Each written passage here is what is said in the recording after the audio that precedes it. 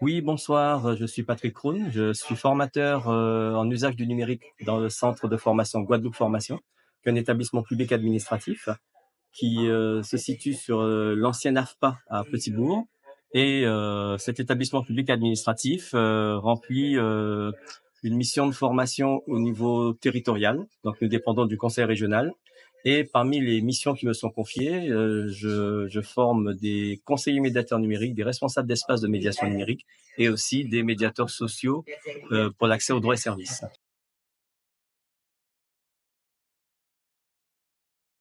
Déjà, j'ai passé un moment génial. Je trouve que c'est vraiment très, très, très pertinent.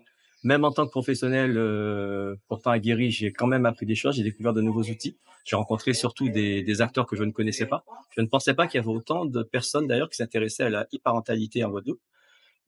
C'est vrai que en tant que formateur, je vois souvent les stagiaires. Je les vois parfois quand ils s'insèrent, mais je vois rarement réunis autour d'une table des acteurs auxquels j'ai pas toujours accès.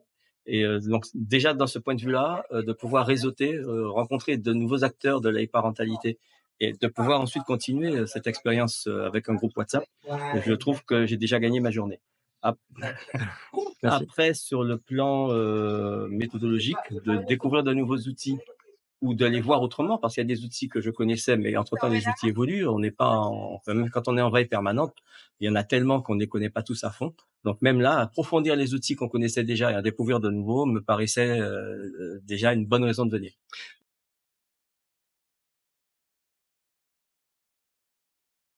Ben, je trouve que c'est très bien. Je n'y aurais pas pensé honnêtement. Ceci dit, si je prends ma propre expérience, le formateur que je suis devenu doit beaucoup aux parents que j'étais, puisque j'ai, on va dire, transposé des démarches ou des postures que j'avais en tant que parent. Je les ai transposées dans ma démarche de formateur. Donc, je trouve que c'est pertinent. Un éducateur et un parent ont fait finalement le même boulot. C'est simplement le cadre qui est différent.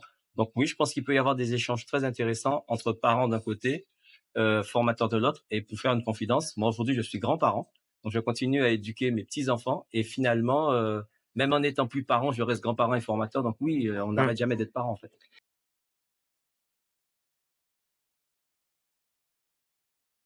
J'aurais un mot simple, n'ayez pas peur de vous tromper. En tant que parent, on n'est pas parfait, on fait des erreurs. Et justement, participer avec un groupe aussi bien de professionnels que de parents et de pouvoir échanger, ça nous aide à nous améliorer. On est des parents, on n'est pas des robots, hein, on n'a pas un programme qui nous dit quoi faire. Donc à chaque instant de notre vie, ben, on prend des décisions. Parfois certaines sont heureuses, d'autres parfois sont pas toujours idéales.